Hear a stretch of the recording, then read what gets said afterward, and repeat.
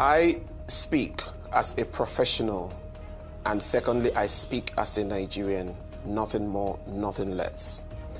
Professionally speaking, the Finnish authorities have done their due diligence and they have reasonable grounds to arrest Mr. Simon Ekpa. And in that arrest, they followed due diligence to now charge him based on the information we are getting. Obviously, we still have a lot of work to do for clarifications, to authenticate all these informations. Now, with that due diligence done, it's now meant for the law court in Finland to now look into the request by the Chief of Defense Staff to extradite Simon Ekpa to Nigeria.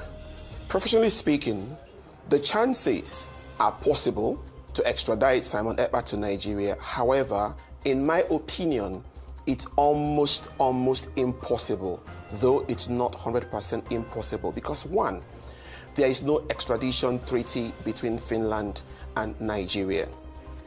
Number two, the Finnish authorities have every right to take him to court to answer to the charges against him, and that is perfect, that is due diligence.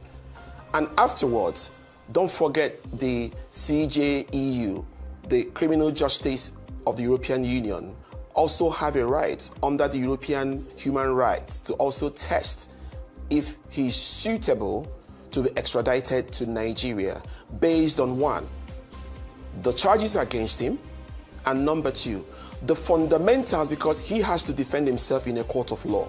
You cannot just bring charges without him answering in response to the reasons why he's inciting violence, to the fundamentals why he thinks there's a reason for him to request for self-determination for the people of Biafra.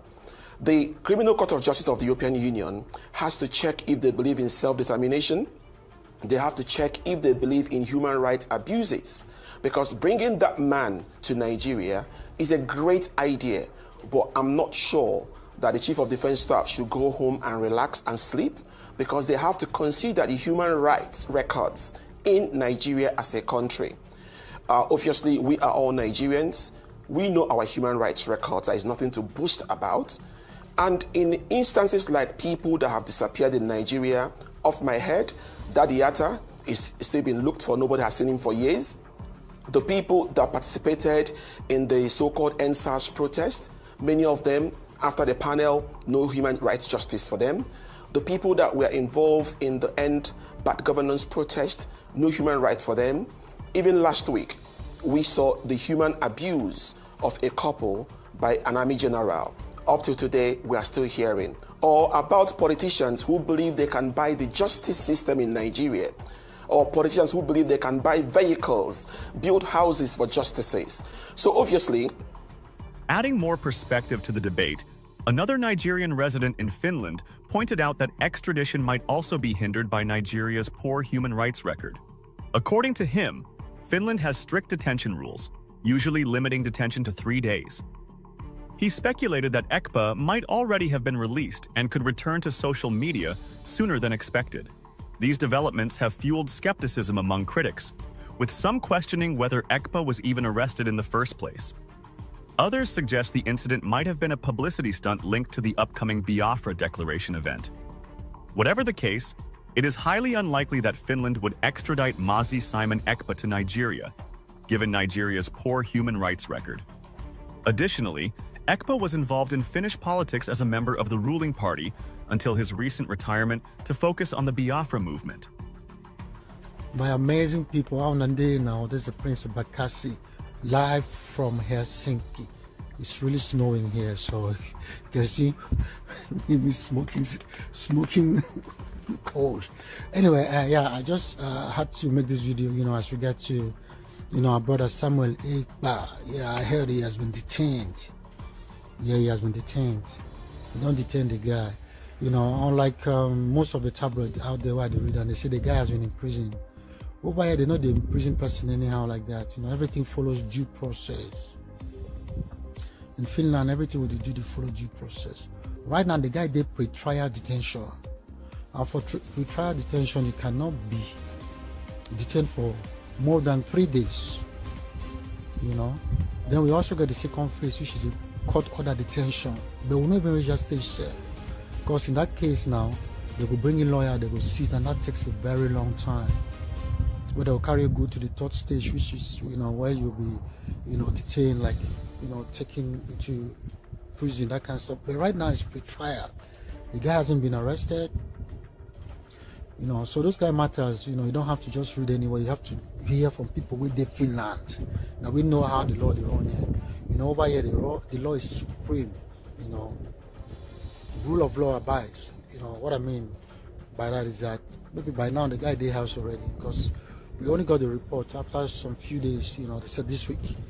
You know, the guy must have been released because it's more than 3 days, and it was pre-trial, meaning that they will just sit them down, police will just talk to them, say, tell us what happened, they will write them down.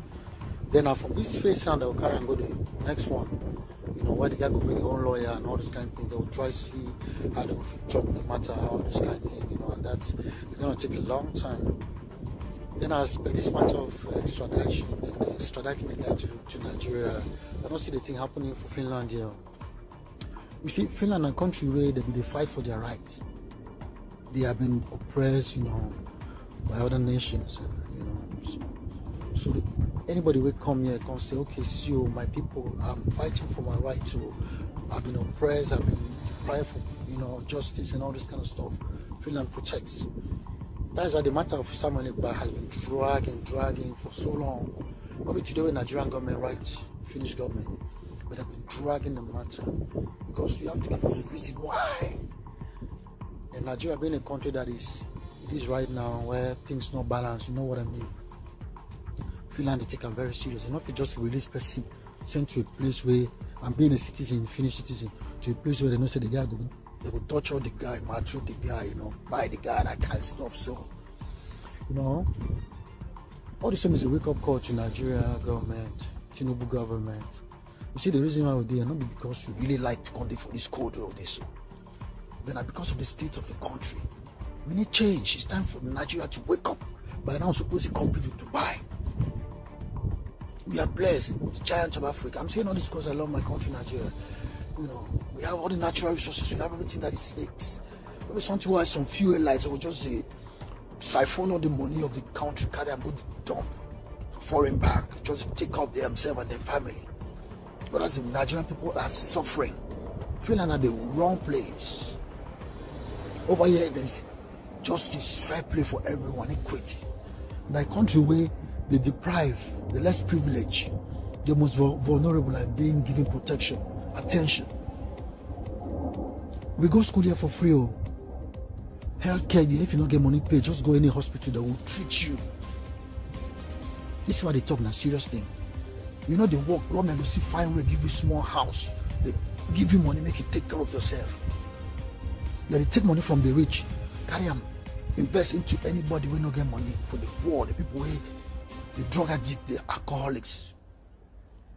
For that country where they so, where justice, the law is supreme. It doesn't matter your political affiliations, your position for government. Once you break the law, they will penalize you.